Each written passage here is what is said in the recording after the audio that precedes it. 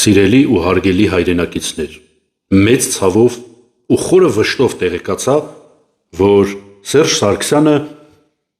մասնակցեց մի երկար ժամանոց ոդքասթի։ Ամենայն անկեղծությամբ ցավակցում եմ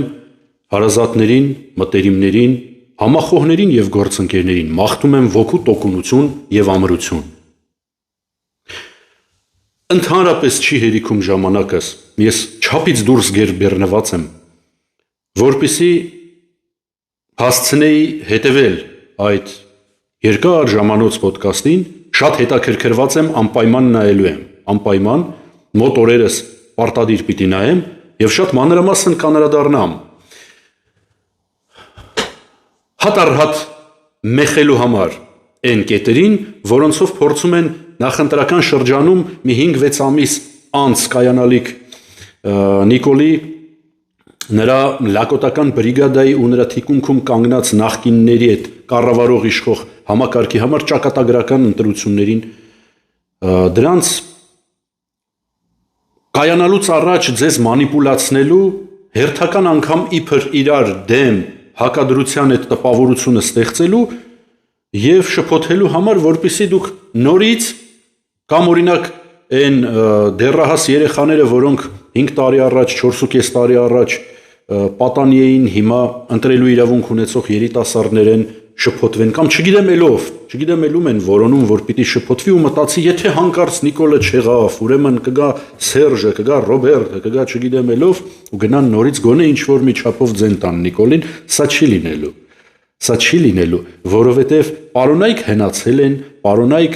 հետ են մնացել, պարոնայք էլ չեն ձգում, պարոնայք հաշվի չեն առնում, որ կան ժամանակակից մտքի թռիչք ունեցող մարդիկ, որ կան ժամանակակից մեթոդներ ու տեխնոլոգիաներ և վերջապես կա արդարություն ու Աստված, որն անպայման տալիս է գնահատական և բերում շնորհ արժանացածներին ու դաժան պատիժ արժանացածներին։ Եվ այսպես, դուք հավանաբար արդեն տեսել եք իմ աշխարհով մեկ արդեն տարածվող ու այդ նախկինա ներկայական իմ հանդեպ տեղեկատվական բլոկադան ճեղքող կարճ վիդեոներից մեկը, որտեղ ես բերում եմ ընդամենը մի փաստ, որը իսպառ ջնջխումը սրանց այդ նոր հերթական, ոչ թե նոր, այլ հին հերթական ավանտյուրան։ Ուշադրություն, իմ հանդեպ հակաիշխանական կոչեր հնչեցնելու համար հարուցված քրեական գործով դատախազը, որը մտավ դատարան, պահանջեց խափանման միջոց կիրառել իմ հանդեպ կալանք 10 րոպեում նիկոլական դատական համակարգի դատավորի կողմից դակելով ստացավ այդ խափանման միջոց, այդ որոշումը։ Նույն մարդը, ուշադրություն, նույն մարդը, նույն դատախազը, նույն մեղադրողը Սերժ Սարգսյանի մեղադրանքը պաշտպանողն է, նույն դատախազը Սերժ Սարգսյանի գործով մարդն է, դատախազն է։ Նիկոլական դատական համակարգի դատավորը Սերժ Սարգսյանի համար բերված խափանման միջոցի պահանջը մերժեց։ Էն էլ հո կալանք չէր, ընդամենը ստորագրություն չբացակայելու վերաբերյալ, ընդամենը ստորագրություն։ Էն Սերժ Սարգսյանի հանդեպ, ով ոչ թե հակաիշխանական կոչեր է հնչեցրել, այլ մի ամբողջ 4 քրեական գործից բաղկացած փաթեթ ունի վրեն։ Բազմաթիվ մեղադրանքներ, այն Սերժ Սարգսյանը, որին մերժեց իբր թե ամբողջ ազգը, որին Նիկոլն ու իր մի քանի հոգանոց լակոտական թայֆեն ոտով գալով, կանխելով բոլոր հակազդեցությունները, իբր թե իշխանազրկեց։ Դուք պիտի սա իմանաք, դուք այս ծիծաղելի, սպիտակ թելով թելած ճչացող փաստերը պիտի անընդհատ իմանաք, մենք պիտի ձեզ անընդհատ հիշացնենք, որպեսզի հանգարց ու հանգարց ձեր մոտ նորից ինչ-որ չափով գոնե չստեղծվի այն տպավորությունը, որ իբր թե սրանք իրար դեմ են ու իբր թե սրանք կարող է հանկարծ հակադրություն առաջացնեն ընտրություններից առաջ։ Ոչ, ինչպես կար, ինչպես որ ընդամենը մի քանի մարդու այս տարիների ընթացքում վտանգի, ռիսկի սպառնալիքի ներքո հնչեցրած ճիշտ ու արդարացի, իսկական, ճշմարիտ, բացահայտող խոսքի շնորհիվ հասկացաք, ինչպես որ հասկացաք, որ սրանք իրար հետ տարիներ առաջ սկսեցին մի ահռելի ավանտյուրա, որը պիտի վերաձևի ռեգիոնը, որը պիտի ոչնչացման վտանգի տակ դնի մեր ու ձեր միակ հայրենիքը, լավագույն հայրենասեր երիտասարդ սերունդի կյանքի ու լավագույն երիտասարդ հայրենասեր սերունդի առողջության հաշվին, ազգային ողբերգության հաշվին, Հայաստանի սուվերեն տարածքների կորստի հաշվին, հայկական երկրորդ հանրապետության կորստման հաշվին, 120-130 հազար անտուն, անտեղ, անհույս, անլույս, անհոգի, անօջախ մնացած արցախցիների ճակատագրի հաշվին, բոլորիս ամոթի ու խայտառակության հաշվին, իրականացվող ավանտյուրայի արդյունքում ձեռք բերեն բազմաթիվ միլիարդներ դոլարային դրսևորմամբ, դուք պիտի սա հիշեք, դուք պիտի սա իմանաք, սրանից շեղվել չկա ու չի կարող լինել, որովհետև այս բանաձևով ընտրությունների և կամ համաժողովրդական ալիքի միջոցով սրանց իշխանազրկելու, խստագույն պատժի ենթարկելու, օրենսդրություն խստացնելով հանդերձ ընդհուպ միջև պետական դավաճանների համար մահապատժի վերականգնում, ինչը մենք հռչակում ենք որպես նախընտրական ծրագիր, նպատակին հասնելու համար, այդ միջոցներով նպատակին հասնելու համար, դուք պիտի սա իմանաք, դուք պիտի սա գիտակցեք, ձեզ պիտի անընդհատ սրա մասին ասվի, իմաստը ռեգիոն վերաձևելու, ձևաչափը ավելի շուտ դրա իրականացման մեկն է, Ռուսաստանի ազդեցության գոտուց հանել տարածաշրջան, հանելով Ռուսաստանի ռազմաբազաները Հայաստանի տարածքից, հանելով Հայաստանը ռուսական և եվրասիական, ռազմական, ռազմաքաղաքական և տնտեսական ազդեցության գոտուց, ուզեք թե չուզեք, հավանեք թե չհավանեք, ընդունեք թե չընդունեք, այդպիսինն է եղել իրականությունը և այդպիսինն է դեռևս ոչ ամբողջությամբ այն հիմա, ինչ էր պետք անել այդ ազդեցության տիրույթից Հայաստանը հանելու համար, առաջինը ազատվել Արցախից, որպեսզի իբր Հայաստանը չունենա ռազմական և հետևաբար ռազմաքաղաքական կախվածություն, երկրորդ, տնտեսական, կարծես թե անփոխարինելի թելերով, կապերով կապված Հայաստանը պիտի կտրուկ այլընտրանքային միջոցներ գտներ, որպեսզի տնտեսապես էլ ազատվեր այդ կախվածությունից, օրինակ, ձեզ բոլորիդ հայտնի Լարսի ճանապարհը, որը ըստ էության միակ և անփոխարինելի մայրցամաքային փոխադրումների միջոցներ Հայաստանի համար, թե քաղաքացիական փոխադրումների, թե բեռնափոխադրումների, ահռելի ծավալի ապրանքաշրջանառության և ընդհուպ միջև ստրատեգիական նշանակության հասնող տարանցիկ ուղու միակ ճանապարհի, միակ կապող հնարավորության առումով, ինչ տեղի ունեցավ ընդամենը վերջերս, կատարելով ադրբեջանցիների ու թուրքերի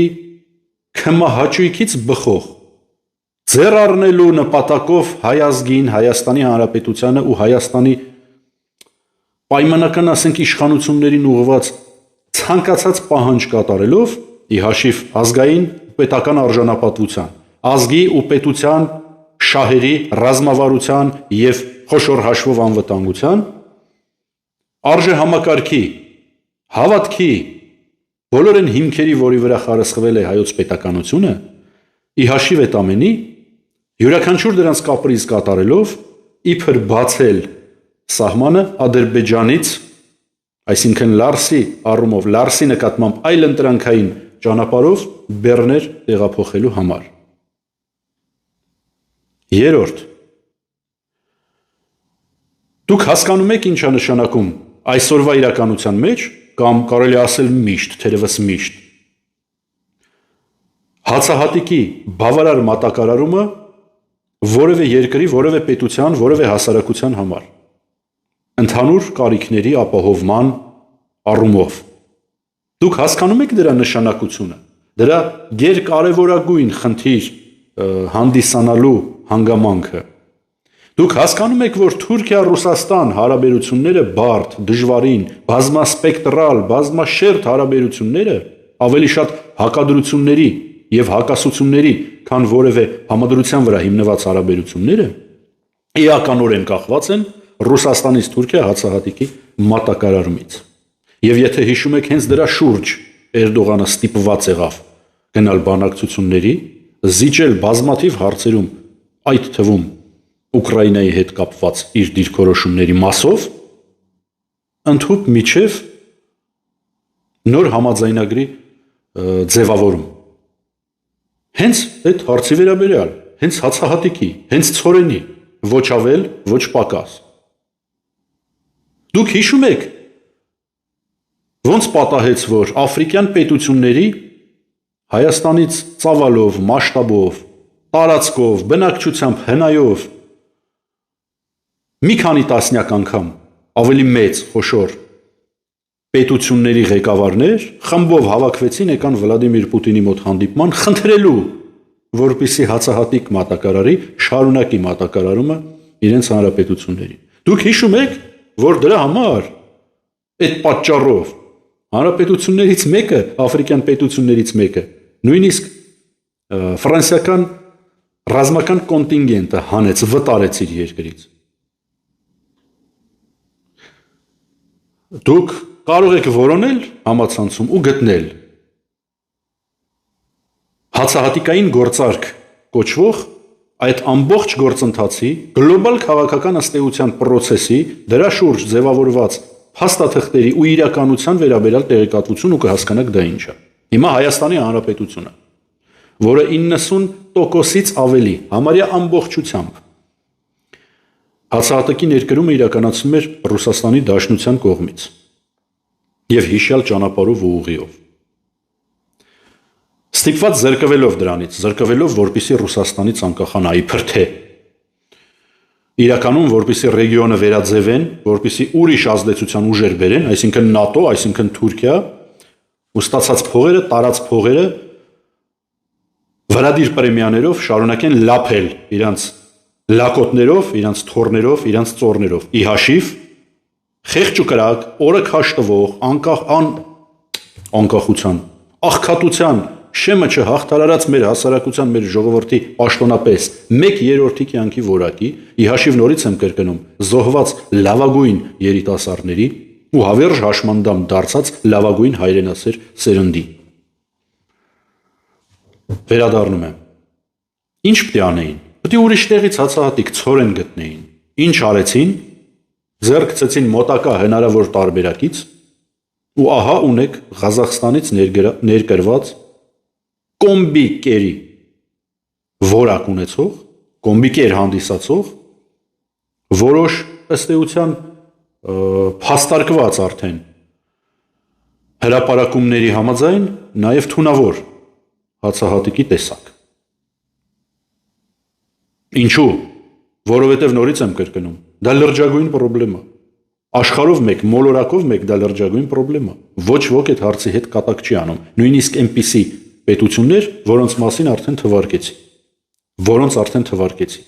Ոչ ոք դրա հետ կատակ չի անում։ Դա անվտանգության ու ոչ միայն պարենային անվտանգության, բառի բուն ու ամբողջական իմաստով անվտանգության գլխավոր բաղադրիչներից մեկն է։ Այս լակոտները, գլխավոր լակոտի,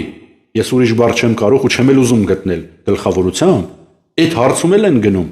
ավանտյուրայի, որպեսզի իրականացնեն իրենց հանձնարարվածը, որպեսզի իրենց օրվա լափը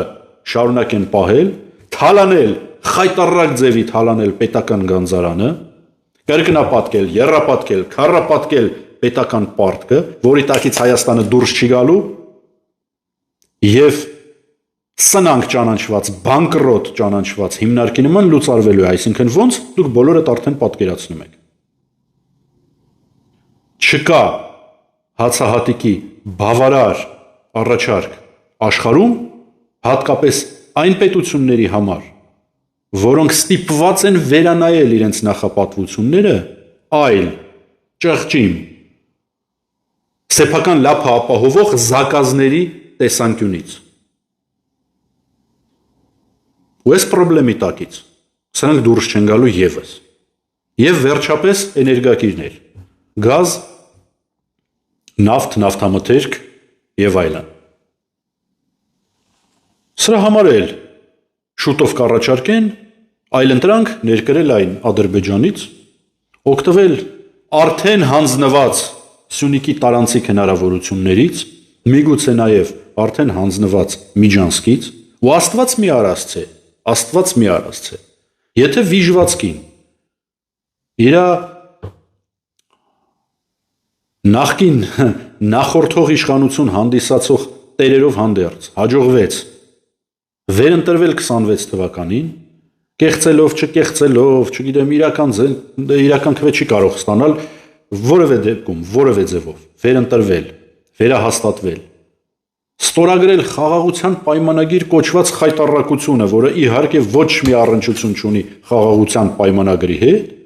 դա ուղղակի լինելու է, եթե լինի, ինչպես ասում է մի շատ խելացի մարդ, Հայաստանի լուծարման փաստաթուղթ, եթե սա դրան հաջողվեց, դրանից հետո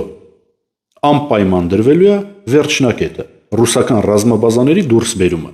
Ռուսական ռազմաբազաների դուրսբերմամբ Հայաստանից տեղի է ունենալու գլոբալ հակամարտություն, ինչպես դուք տեսնում եք հիմա։ Մեր հարևանությամբ է տեղի ունենում երրորդ համաշխարհային պատերազմ բառակապակցությունը օրակարգում պահելով ու դրանից 5 պակաս լինելով։ Ուկրաինայի տարածքում երրորդ համաշխարհային պատերազմ բառակապակցությունը օրակարգում պահելով ու դրանից 5 պակաս լինելով, այլևս հարավային Կովկասում։ Ուզեք չուզեք, ընդունեք թե չընդունեք, այս կամ այն պետության շահերը Հայաստանի շահերի համատեքստում կա իրականություն, կա իրողություն ու կան փաստեր, որոնց հետ հաշվի չնստելը նշանակելու է ինքնասպանություն։ Տվյալ դեպքում պետության ինքնասպանություն ու ինքնաոչնչացում։ Ինչու՞, որովհետև մի քանի լակոտ դառնալով դեռևս երիտասարդ տարիքում թուրք-ադրբեջանական գործակալներ, օգտագործվելով նախկին իշխանությունների կողմից, բերվեցին, որպեսզի այն իրականացնեն։ Իսկ հիմքում դրված է ինչ? Շատ մեծ փող։ Հաջորդ եթերով ես ձեզ ցույց կտամ այդ շատ մեծ փողը։ Ցույց կտամ այդ շատ մեծ փողի տեղը ու ցույց կտամ ինչ արժեցավ մեր լավագույն սերունդի կյանքը եւ առողջությունը։ Ինչ արժեցավ այս տարիների ամոթը, խայտառակությունը, ողբերգությունը, հոգևոր, հոգեպես եւ շատերի համար նաեւ բառի բուն իմաստով ոչնչացումը։ Ինչ արժեցավ, ով ստացավ այդ արժեքը։ Սպասել, որ որևէ մեկը մեր փոխարեն կլուծի այս խնդիրը, այս բանաձևը, կտա անհայտների պատասխանը։ Դա միամտություն է, դա կարճամիտ միամտություն է, այդպիսի բան չի լինել։ Ու չի անելու դա ոչ ոք, ոչ մի դրսից։ Դա կարող են անել միայն հայերը։ Դա կարող են անել միայն հայաստանցիները եւ Հայաստանից դուրս 5 անգամ ավել ապրող Հայաստանի քաղաքացիներն ու ազգությամբ հայերը։ Եթե դա չեն անում Հայաստանի մեջ ապրող հայերը, ապա Հայաստանից դուրս ապրող 13 եւ ավելի միլիոն հայերը չպիտի թողնեն, որպեսզի Հայաստանում ստեղծված իրավիճակի պատճառով 30 եւ ավելի տարիների ընթացքում դեբիլացման հասցված հասարակությունը մեծի մասամբ եւ օտարերկրյա գործակալ պետական դավաճան թե թշնամի վիժվածք լակոտների խունտան ոչնչացնեն մեր ձեր ընդհանուր բնորանը ու հայրենիքը։ Ինչ է պետք դրա համար անել։ Ընդհանրապես նախընտրական շրջանում մոբիլիզացվել, ընտրությունները օգտագործել որպես նպատակակետ, վերցնել որպես ժամանակացույց դրա հետ կապված գործողությունները, օգտագործել այն որպես տրիգեր եւ հաղթել։ Հաղթել պարտադիր հանրային, զանգվածային, կառուցվածքային